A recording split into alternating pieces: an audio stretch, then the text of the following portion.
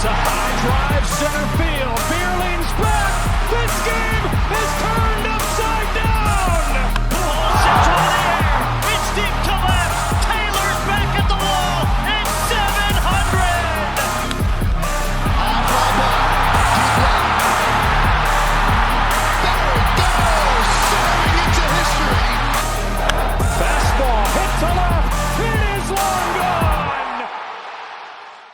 Hello and welcome to Swing for Contact's baseball podcast. It is episode 17. It is May 16th, 2023. There's some angst in the group, but we've had a week off to recharge our batteries. And I've got Aiden and Noah both joining me here today. I'll go because Aiden's going to be on his for like 30 minutes. Anyways, guys, so if you didn't see, I think it was either, I don't know when it was, but I saw a clip. Aaron Judge, the Yankees were up 6-0, and his teammates were chirping it up against the Blue Jays, division rivals, whatnot. And, it might have been nothing. It might have just, blah, blah, blah, blah, blah. But I just find it awfully weird how the MLB is making Instagram posts and reporting about it, how it's just, and they took a quote from Aaron Judge that was something along the lines of, I just really didn't get why my teammates were chirping when we were up 6-0. A lot of people are suspecting sign stealing or sign tipping or blah, blah, blah, blah, blah. It might have been nothing, but I saw that in a headline and I just wanted to bring it up. If y'all saw it or what y'all's opinions on it are, y'all know I hate the Yankees. So go ahead. All right, I honestly probably do think it's nothing. But let me put on my conspiracy hat for a second. It wouldn't surprise me if there was something coming from the dugout. It is really kind of crazy how they caught him looking during the live broadcast of the game. They zoomed in on his eyes right before the pitch was coming. He checks the dugout, comes back, and then smacks his second home run of the day.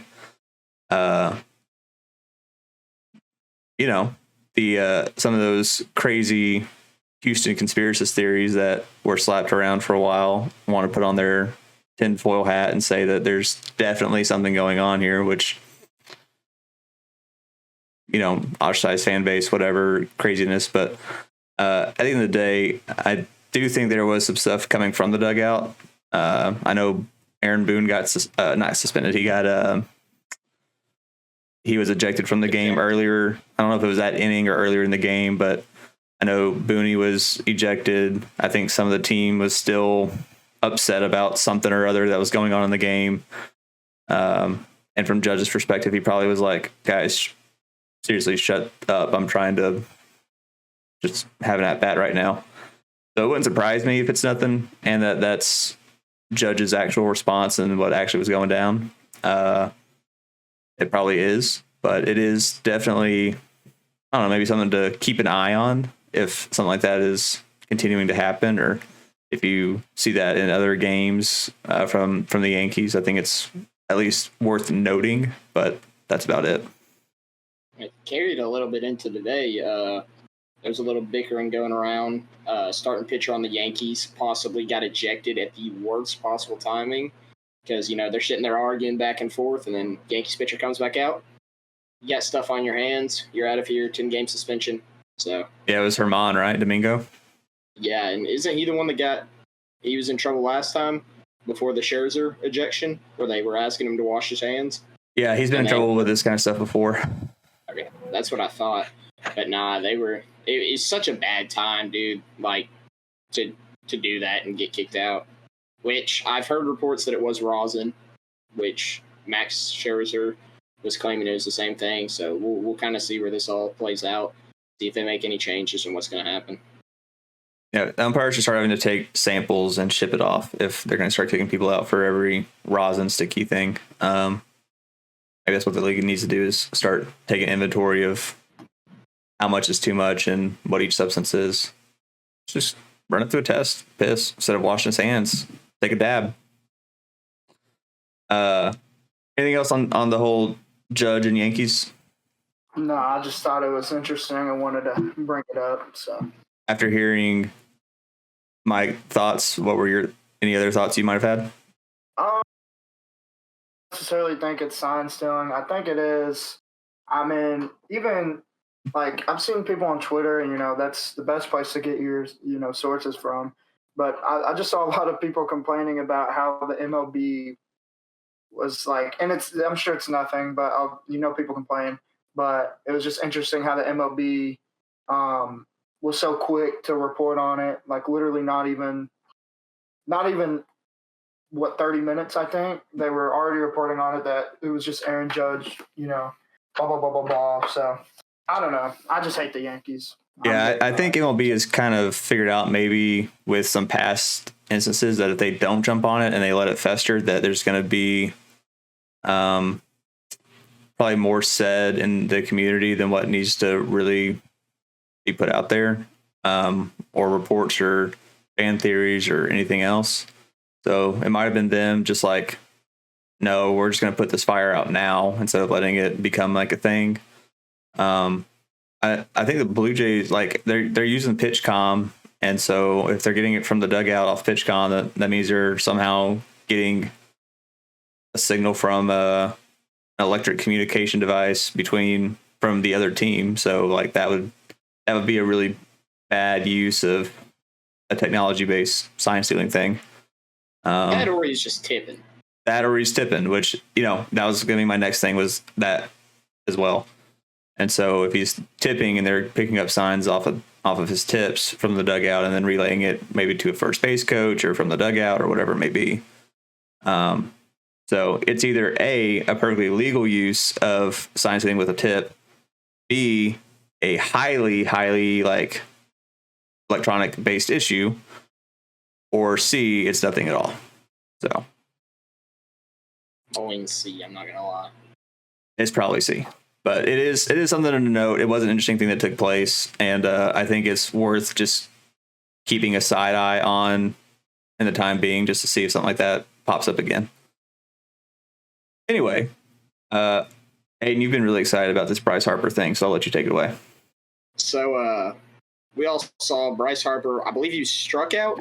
I don't know how he got out, but he got out, and the Rockies pitcher started chirping at him. So, he starts chirping back. They get into it a little bit. And during the exchange, Bryce Harper's getting held back, and I believe he says, "You were trash, and this entire organization is nothing but trash." So, I kind of wanted to go into this a little bit and see kind of if Bryce Harper was an organization, how would he put up beside the Rockies. So playoff appearances, Bryce Harper has 36 games played to the Rockies 24. Okay. Bryce Harper has a 273 average. Rockies only have a 240. Okay. He has a 358 on base percentage. Rockies at 302. A 604 slugging. Rockies at 370. An OPS of 963. Rockies have one of 673. 18 wins to their 10, and both have one World Series appearance. So I just thought it was pretty funny that he's calling their entire organization trash, and he's literally better than their entire organization.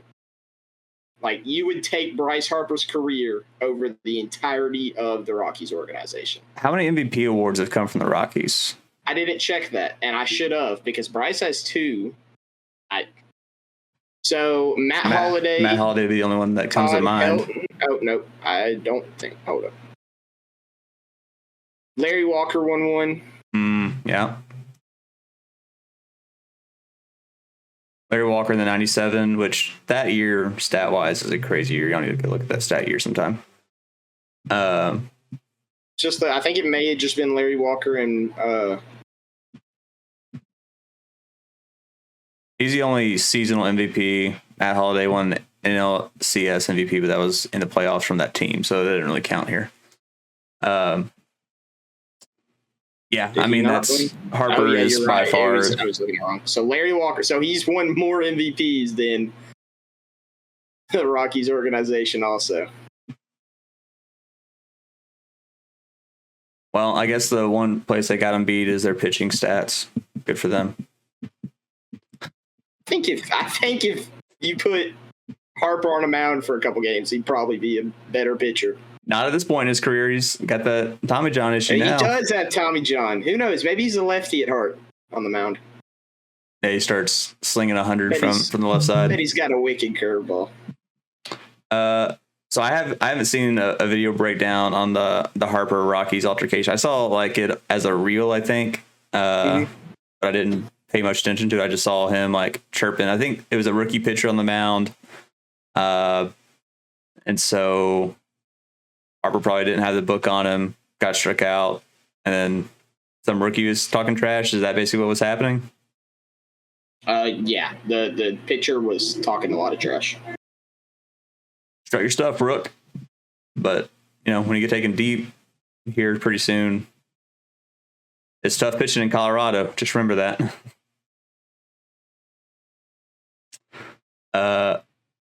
Anything else on Bryce Harper? I think that's it. How those were his career numbers, or was that his year numbers? Career numbers career numbers in the playoffs. Career numbers. Okay. 36 games, 273, 358, 604 with a 963 OPS. Gotcha. He's got 8 more wins than the Rockies in the playoffs. Last time we recorded, we kind of marked the St. Louis Cardinals as dead, which the swing for contact curse apparently, or not curse, but I guess what's the inverse of a curse? Blessing. The swing for contact blessing took place. And the Cardinals were 10-24 last time, and they are 17-25 today.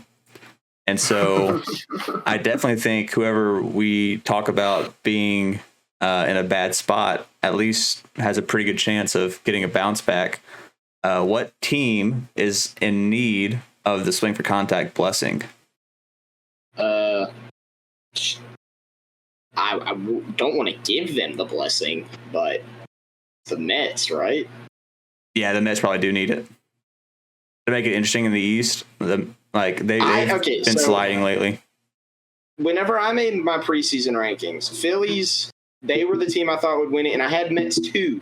I hate the Mets more than I hate the Braves, but I couldn't ignore who all they had picked up in free agency and the money they had spent. I should have ignored all the money they had spent. That was my fault, my mistake. Never going to happen again. I'll stick with my Phillies thing because I love the Phillies. But the Mets, that's my bad. I should have known. That was a stupid take. Noah, who needs our blessing?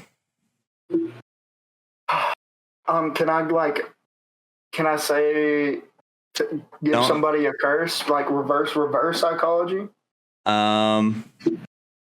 Oh my gosh. Sure, go for it. Okay, let's give the shoot, I don't even know, bro. I'm not piggybacking, but the Mets, like Aiden said, they spent money on Verlander, they spent money on Scherzer. It isn't working out at all, as I don't think anybody would have expected.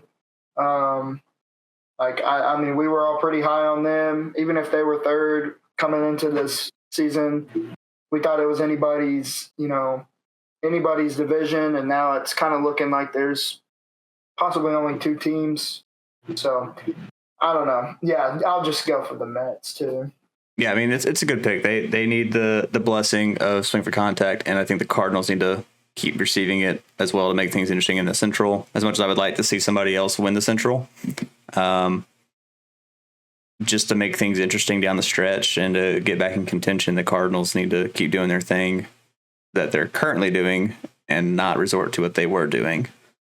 Fun headline that I saw with the speed up of games. Just a quick note, something that I didn't necessarily think about preseason or spring training, but something that definitely makes a lot of sense. Quicker games means players are, getting home earlier, getting out of the stadium earlier. They're spending more time with their family, their kids, their friends. There's more recovery time between games has been cited by a bunch of players. Brandon Woodruff, who is a member of the Milwaukee Brewers, obviously has mentioned that like because games are ending earlier, like he gets to have his daughter come into the clubhouse after like a media and whatnot, and she is having a great time, like getting to spend more time with her dad, like outside of baseball or in the dugout, or not in the dugout, in the clubhouse. So I think that's just a fun, more positive thing about the pitch timer and getting the games a little bit quicker paced. That 26 minute on average cut down from last year, I think is really kind of paying off. I know I've enjoyed being able to finish a game in 2.5 hours compared to 3 hours and 15 minutes. So just want to throw that out there as one more bonus for the pitch clock. But my other headline that I really saw that I wanted to point out, this is a couple days old, but the Oakland A's made the deal to demolish the Tropicana in Las Vegas and build their $1.5 billion stadium, their ballpark, on the Strip of Las Vegas. Is this a good decision by the Oakland A's or the A's ownership, or is this setting themselves up for maybe some sticky situations they don't want to be a part of? So, I don't know if you watch football or if any of our viewers watch football. The Raiders also tried this. The Raiders have had so many picks go to jail. I mean, they've got their first round pick from like 2020 about to serve 3 to 10 years because he was driving drunk and killed a lady. Las Vegas and sports don't mix. It's just not a good idea for 18 to 20-year-olds to be out there playing sports, making all that money, because it's going to end up badly. Noah? Hello? I'm gonna be honest. I know what Las Vegas. I don't know what is a Tropicana. Can somebody please? The Tropicana. So when I first saw this, at first I thought I read it as Tropicana Field. I'm like, why are the A's demolishing Tropicana Field? Shouldn't the Rays be doing that? But the Tropicana is a like casino hotel spot on the Strip. It's an older spot, a place that probably gets a lot less action than some other places on the Strip. So probably something that Vegas officials were perfectly okay with losing in exchange for a new ballpark. Can y'all hear me? Yeah. Yeah. Okay, everything keeps cutting in and out. Like, y'all will not talk for about 20 seconds and then talk for the next 30. So I was just wondering. Where are the Rays planning on moving? Are they thinking Orlando, or I haven't really looked into it? The Rays. The Rays. Why are we talking about the Rays? The Rays. Do we think the Rays are going to be in Tampa that much longer? I thought you said something about the Rays. I know I heard Tropicana, but everything cut out after that. So I thought we were adding them into the discussion. I'm about to chop. This is going in another blooper reel. Okay, I'm sorry. Okay, we'll save that for later talk. The Oakland A's made a deal to demolish the Tropicana Hotel and Casino Resort on the Vegas Strip and build their ballpark. Now, when I first saw the headline on like Twitter, I just read it as Oakland A's Tropicana demolish field. And I was like, why are the A's demolishing Tropicana? Shouldn't the Rays be doing that? But the Rays are not anywhere near moving at this current state. They're not rebuilding anything. They are in the Trop for the foreseeable future. They probably shouldn't be, but they are. Eventually. But so I think if they were maybe, not in, I don't know if moving to the Strip is a good idea. I think this might backfire for the A's ownership and management, but that's not a good idea. Not my call at all, obviously. I think, if they were in their original land, at least it takes away from some of the potential. I would worry about, people coming to the ballpark, getting toasted on $7 beers and then proceeding to release onto the Strip where there are other crazy individuals. I think this opens up the room for more headaches, but it does open up the possibility of this being a fantastic looking ballpark on the Strip, which I guess if you're just going for the image of how something looks, then this is a good move. But I think from the business side of things, it could put them in some sticky situations. But on a more fun note, Zack Grienke became the 5th pitcher to strike out 1,000 different batters. Now, I don't know if y'all have looked at the list that I wrote it down on the little sheet that we keep track of things on. But could you have named the 4 other pitchers before you looked at the list? Could have gotten at least one. I mean, obviously. You would have gotten... I would have gotten Nolan Ryan. Yeah, I mean, that's the easy one, right? Yeah. Aiden, would you have gotten any of those names? Again, Nolan. He said again, Nolan. Okay, you're really quiet all of a sudden, so check your mic. Oh, my bad. Nolan Ryan, Randy Johnson, Greg Maddux, Roger Clemens, and now Zack Grienke. So they've struck out 1,000 different batters. In my opinion, Zach was already on track for a Hall of Fame induction at some point. Does this just solidify like him as like a no doubter, should be first ballot kind of guy? I think he was already kind of there. This helps his case. If you would have given me 7 guesses, I think I would have guessed this list. Yeah. Randy's probably the best lefty all time. Nolan's freaking Nolan Ryan. Like, of course he's got to be there. Clemens, I may have had trouble with Clemens, and maybe Maddux. Just because Maddux, like, he was a good strikeout guy, but now with how pitching is now, you would have thought of him as more of a contact guy. Like, throw to ground balls or throw to pop flies with what his stuff is. Sure. And I think what got Maddux on this list was longevity. Yeah. Because obviously he pitched for forever. People don't even think about him pitching like in San Diego, which I sometimes forget that he pitched in San Diego. I didn't know that. Like people think of Maddux as Atlanta and Chicago, and that's it. But he did some other stuff too. The thing about striking out 1,000 different guys is I think you kind of have to pitch in both leagues because that way you kind of expose yourself to more teams more often and more players more often. So like Nolan Ryan obviously pitched in the National League and the American League for a crazy long time. So that was a no-brainer. Randy spent time in Seattle, half a year in Houston when they were in the NL, goes to the Diamondbacks, NL, and then goes to the Yankees in the AL, and then back to like San Francisco in the NL. So like Randy got a lot of time in both leagues.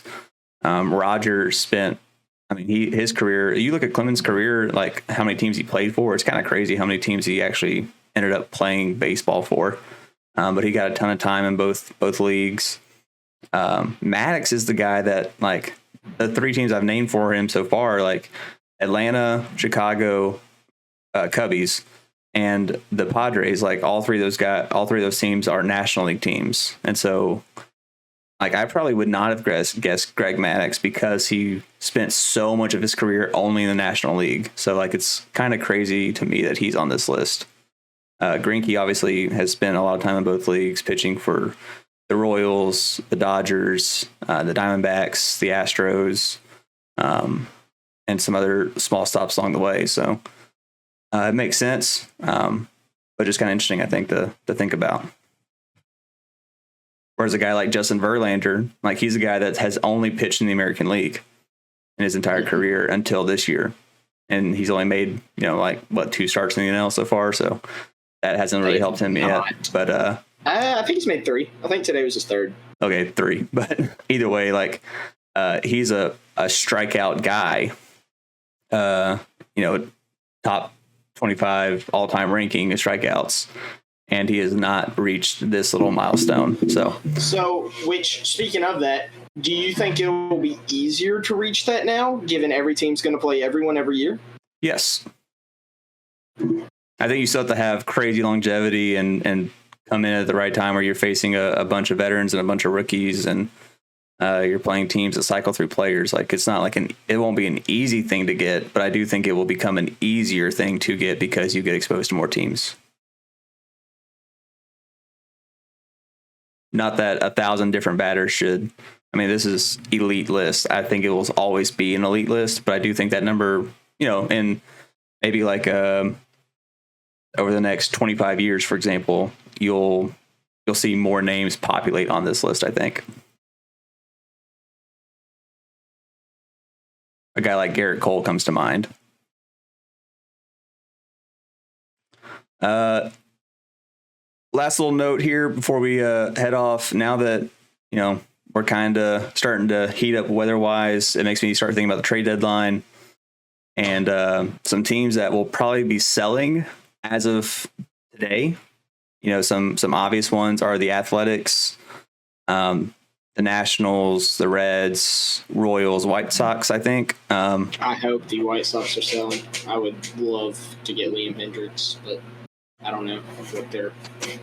I don't know if Liam would be on the board yet because he still has some, I think, years on his contracts. But guys like Giolito and Cease, I think, and Lance Lynn would be starting pitching guys that could go. The Cardinals, if they don't get back to their winning ways, Adam Wainwright, Jordan Montgomery, Jack Flaherty, there's a bunch of potential add-on to rotation arms, I think, from these teams that could be very beneficial for some clubs.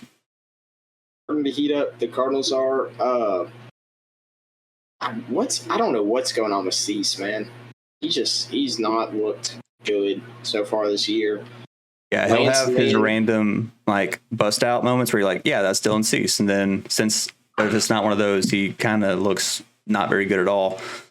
Lance Lynn and Manoah are both suffering from being big guys with the pitch clock. See, I don't buy into that at all. I think I do. I would. I really think it's coming from the big guys. You know what I mean? Yeah, I really think that they're getting tired out there. They're losing their control. I get not buying into it, but it's just crazy that Lance, he started doing good back half of last year. Manoah was really good last year, and then boom, pitch clock's added. They both just have not had it at all. There's other pitchers who have not had it at all this year too. I know. I know that some pitchers are off. Sandy's off. I think Sandy's is due. I think the shift is kind of helping with that.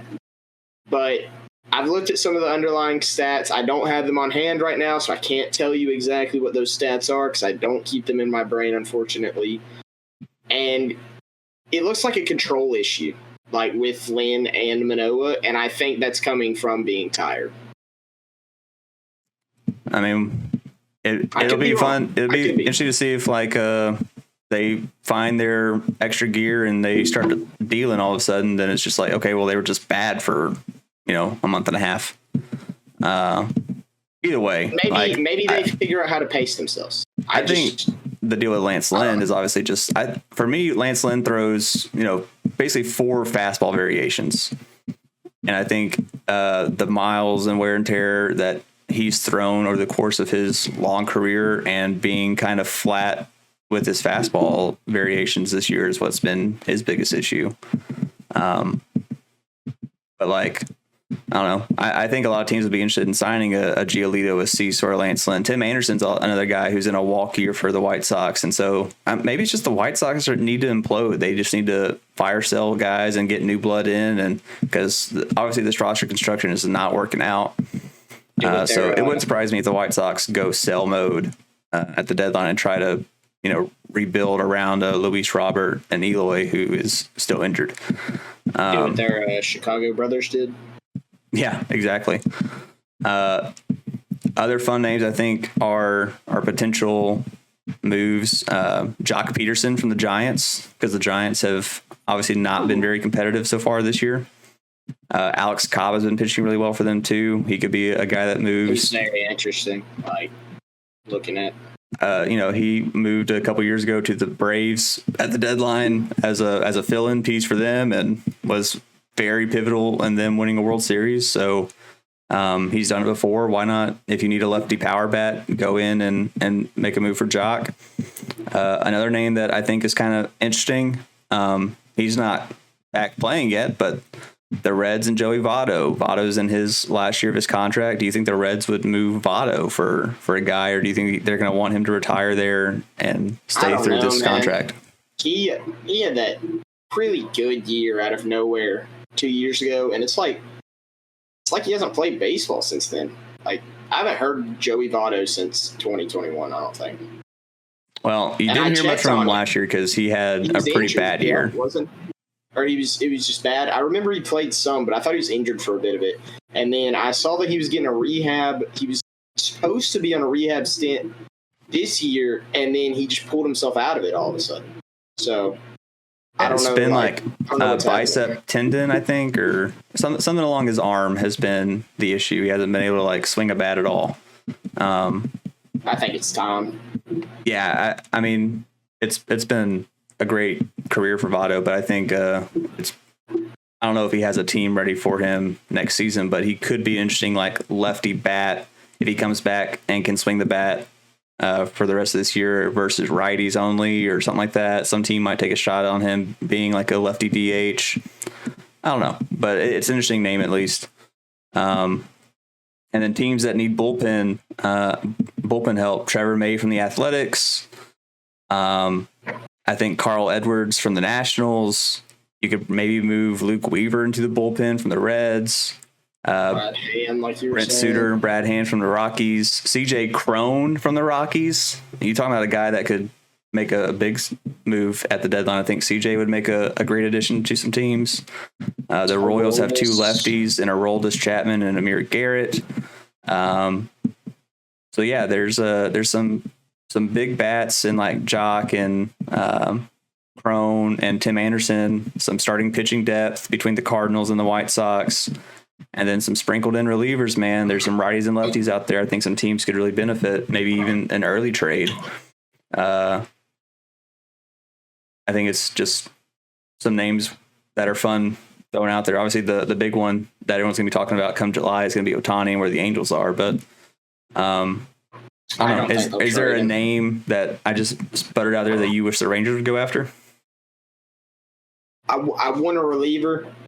I think it'd be really funny if we got Ohtani. That's basically impossible. Why would the Angels trade him to a division rival? Like, our only chance at him would be free agency. And I don't think we're a big enough like team for him to want to come here unless we offer him like $600 million. Brad Hand. I like Aroldis. He started to kind of slow down. So I don't know what we'd look at that. Just relievers, to be honest. Like, I wanted another outfielder, but now with Ezekiel Duran's kind of comeuppance, I think they're going to stick him somewhere out there and put Seager back at short. And Garver will, of course, DH. But then Josh Smith's also started hitting the ball good. I don't know. I'd be interested in a Jock Peterson, though, for another outfielder. I was going to say, like, Jock Peterson, like another outfielder bat would be kind of cool to add to a already rampant, like, hot offense. But honestly, the relieving situation in Texas is absolutely awful. So I'd love to see a move. I don't know, like, when DeGrom comes back, I don't know if you want to send Dane back to the bullpen or what, because he's been. It's going to be hard too, man. It's going to be really hard. Dane's been pitching like the top 3 guy in this rotation lately. Like, it's. I don't know if you go with 6 starters, which I think that would probably. That's what I would do. Like, I hate taking Dane out of the bullpen because he's been our best reliever. But if you go with 6 starters, you've got DeGrom, who he's had trouble going 5. Give him that 6th day. If you can get him in a 6-man rotation and it works out, that's perfect. That's what Houston did last year with like Verlander and Fromber and not having the 6-man rotation down the stretch and throughout the summer, and then moving to a 4-man in the playoffs, obviously, but having the 6-man rotation down like the dog days of the Heat and whatnot. I think it really helped keep JV upright. And I think we have the arms to do it. Like, I would not have said that before just watching Dane as a starter. Dane, I don't know what he's done. I've got to go into it and find out exactly what he's doing differently. But oh my gosh, it's been so good. All right, so you guys would love to bring in some bullpen help, maybe a Jock Peterson. Jock played a little bit of first base, mixed in with the Dodgers from time to time and the Cubs from time to time. So maybe him being a little lefty counterpart in Houston would be fun too, because Michael Brantley's been shut down again. So I could really love to have another lefty bat. What's up with Abreu, man? Abreu is just, man, his timing is way off. And it looks like he's kind of casting his front shoulder out to me. He's not looked good at all so far this year. He's put the ball, he's putting the bat on the ball, but he's not hitting with any oomph at all. There's been no slug at all. I think it's just all timing. I think he's kind of casting out a little bit, but hopefully he gets his crap together down the stretch. If he comes in and has a great second half and performs, then all will be forgiven, but it's been hard to watch him right now. And then because we lost Luis to Tommy John, and Lance is always a questionable guy arm-wise, I would not mind one of these rental starting pitchers, even like just a guy to have at the back of the rotation with some decent oomph on him, a Jordan Montgomery or a Jack Flaherty that could become a long guy in if you get into a playoff run or something like that, or just a guy to be the fifth starter so we don't have to rely necessarily on more AAA talent, because right now we've got like 4 or 5 like AAA pitchers pitching for Houston right now. It's been kind of jank.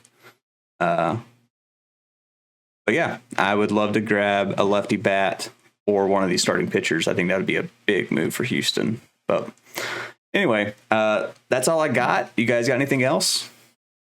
I'm done. Noah? I think I'm good too. All right. Well, guys, I'm going to go make a blooper reel for Aiden from earlier and get this out. Thank you for listening. Thank you for watching. And be sure to follow us on Instagram, TikTok, Twitter, and YouTube, all at Swing for Contact. We are on Apple Podcasts, Amazon Music, and Spotify for your listening enjoyment.